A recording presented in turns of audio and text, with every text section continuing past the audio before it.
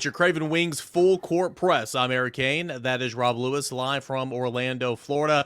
Tennessee 58-55, the winner over Louisiana, and advancing on to play Duke in the round of 32 on Saturday. But Rob, this was a classic case of survive and advance. Tennessee was able to overcome a lot of obstacles, but did close this one out and has the opportunity to continue playing.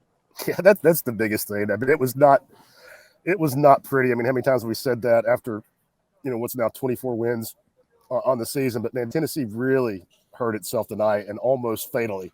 Had the game well in hand, up 48-30. Had all the momentum in the world. Louisiana's body language was kind of sagging, and that's at the 12-minute mark. And then Tennessee makes 2 shots in the final 12 minutes. They're awful at the foul line, 12-21 there could have shut it down, and had 18 turnovers that Louisiana turned into 21 points. I mean, there was a lot of ugly in this game for Tennessee tonight, but at the end of the day, I mean, you said it, they survived, they advanced. 32 teams after tomorrow would trade places with them. I mean, obviously had those scoring droughts, 18 turnovers, horrible at the free throw line, weren't good from beyond the arc. But if Tennessee has any chance of hanging with Duke, and Santi scored 3 points. That's what I was going to say. I'm going to say Santiago scored 3 points. He picked up 2 fouls in the first half, but only 3 shot attempts on the night, 3 points. What's the deal with Santiago Vescovy? I just have to think that he got, the rust accumulated. He just couldn't get back in the flow in the second half. But also, I didn't notice him get with a lot of really nice looks. I mean, I think clearly, to no one's surprise, I mean, Louisiana, that was the focal point of their scout was to limit his open opportunities, and they did a good job of it. I don't know that he was super aggressive either, but to me, I just have to feel like after that, he sat for the last 12 minutes of the first half. I just don't think he was able to find the groove after that. Obviously, Tennessee doesn't have Ziegler, 12 turnovers in the first half, 18 overall in the game. How much of that was not having Zakai and just the unfamiliarity with the offense, or the whatever? Was it just sloppy play? No, I think it's not having Zakai, Eric. And the reason I say that is on the season, Tennessee was second in the SEC behind only Missouri in turnover margin. They were almost +3 a game, +2.8. In the 4 games that they've not had Zakai out there, they've had more turnovers than their opponent all 4 games. So to me, that's not a coincidence. You're looking at Jemai Mashak.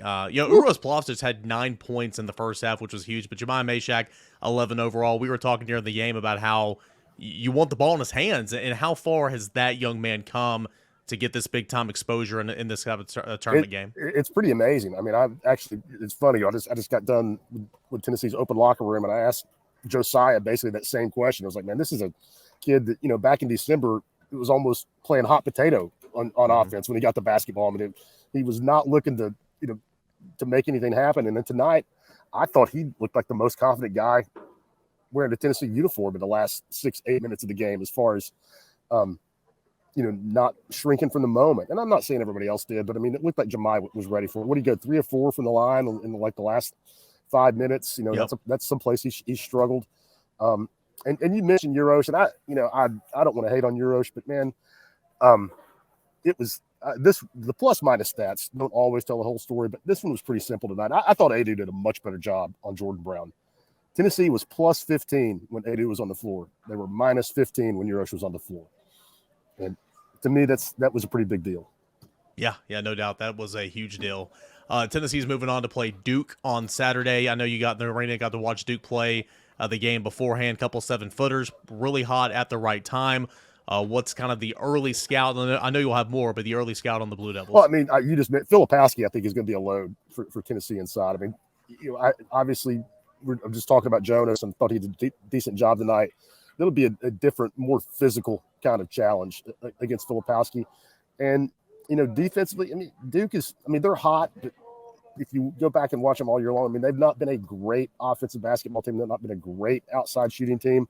I mean, I think Tennessee, every Vol fan watching this, knows what the blueprint is. You got to make it ugly, make it tough for Duke to score, frustrate them. They've got a lot of young kids. And to me, that's the key. I mean, is Tennessee's maturity, their experience is going to have to carry the day. And like you saw tonight, I mean, Tennessee was awful on offense for long stretches. They didn't let it. They did not. They never really let it affect their defense. I mean, they weren't great defensively in the second half, but I think that was more about Louisiana just finally started hitting some shots that didn't fall in the second half. I think Tennessee's got to ugly it up and really, see if Duke's freshmen can handle that kind of physical, grinded out game like Tennessee is extremely comfortable playing. For as much as Tennessee did wrong on a Thursday night, Tennessee was able to do one thing incredibly right. That was close and find a way to win a basketball game. And on a day where we see another couple upsets, Virginia going down at the buzzer, Arizona losing to a 15th seed, Tennessee survives, advances, and will play Duke on Saturday. This is your Craven Wings full court press. Rob Lewis at the side of the competition. Eric Kane back here in Knoxville, Tennessee. Plenty of coverage for Tennessee basketball on the front page and at Volquest.com. When you're craving wings, it's got to be Craven Wings. Online at cravenwings.com.